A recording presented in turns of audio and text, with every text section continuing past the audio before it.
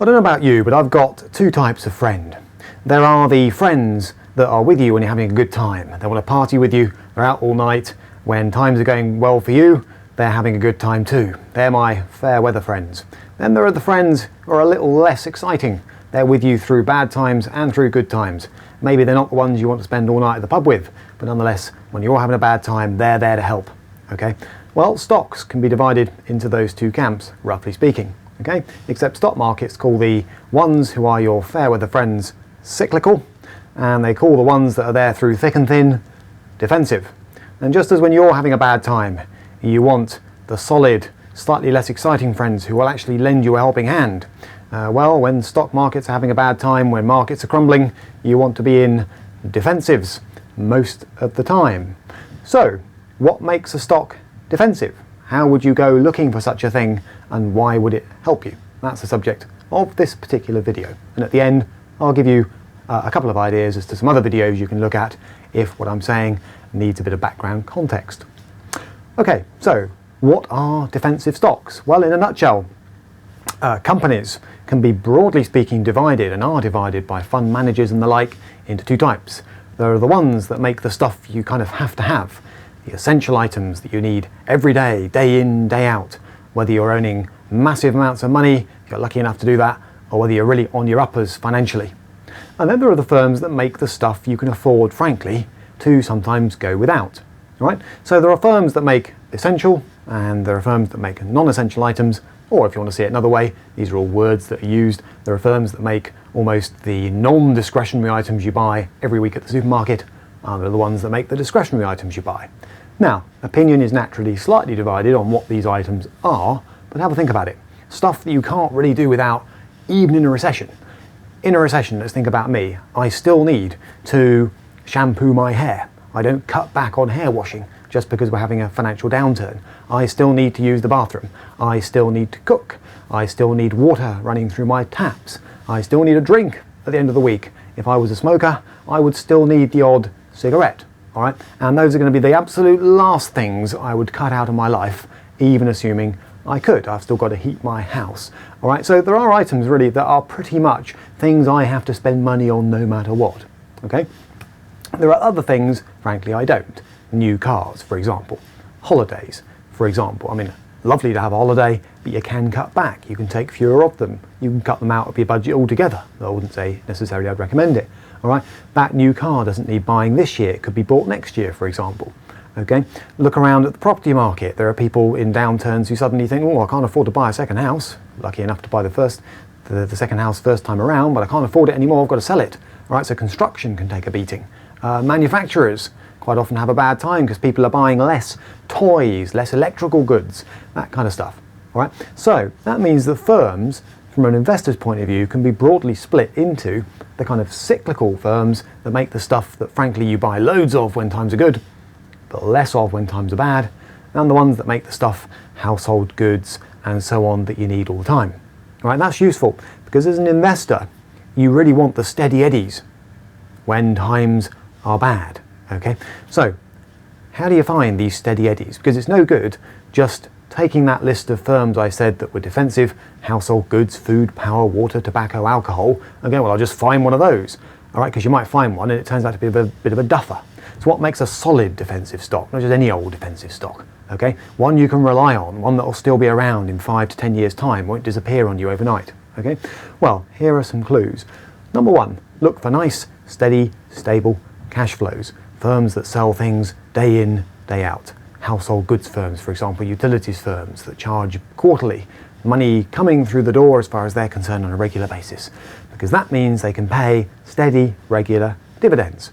And a feature of defensive firms is often they offer nice, steady, stable dividend income. And that's very useful, frankly, when share prices are going nowhere. All right, they're racier counterparts in perhaps the technology sector, for example, making those flash gadgets that you could, strictly speaking, do without. Okay, they probably don't pay dividends because they reckon they're flash enough not to have to. They can wow you with the capital growth in their share price in the good times. All right, so look for stable, steady dividends backed with strong cash flow. You are going to be looking at slightly less exciting companies in the, let's say, defensive sector. You know, utility companies, for example, don't light up the place quite the same as high-tech dot-coms do, it's fair to say, and you're looking for firms that have a good solid moat, as Warren Buffett called it, a moat, an economic moat. In other words, they can defend themselves, right? They can defend their turf. One thing about defensive stocks is they stay where they are, the big, decent ones that you want to look out for, because they're able to look after their patch.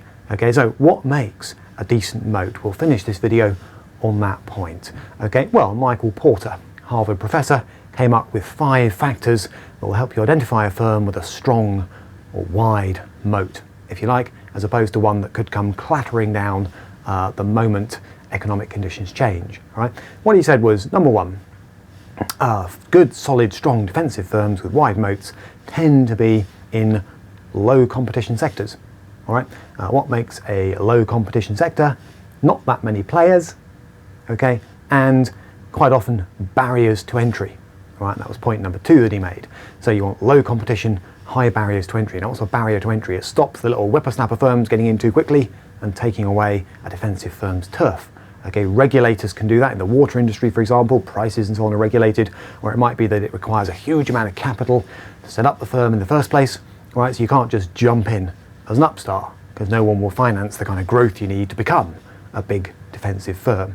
So you've got competition, low competition, high barriers to entry, not easy for other people to come in. Supplier and customer power are points 3 and 4.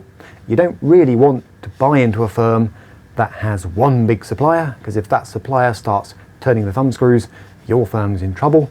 Right, so you don't want firms that are solely dependent on the MOD for contracts, for example. That can be unwise.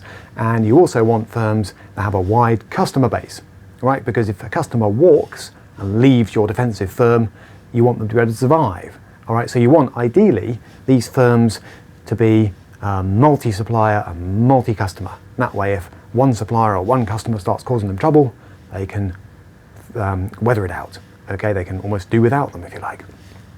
And some firms, Reckitt Benckises of this world, for example, qualify on that count.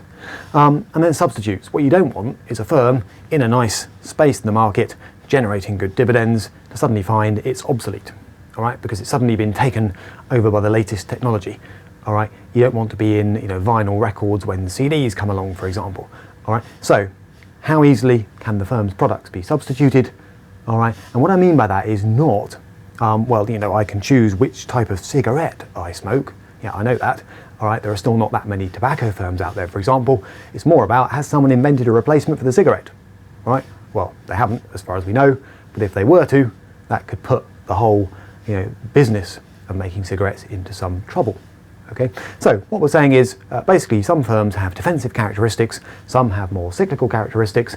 A diversified portfolio would of course hold both, but when times are bad, you really want to be focusing on those defensive stocks more.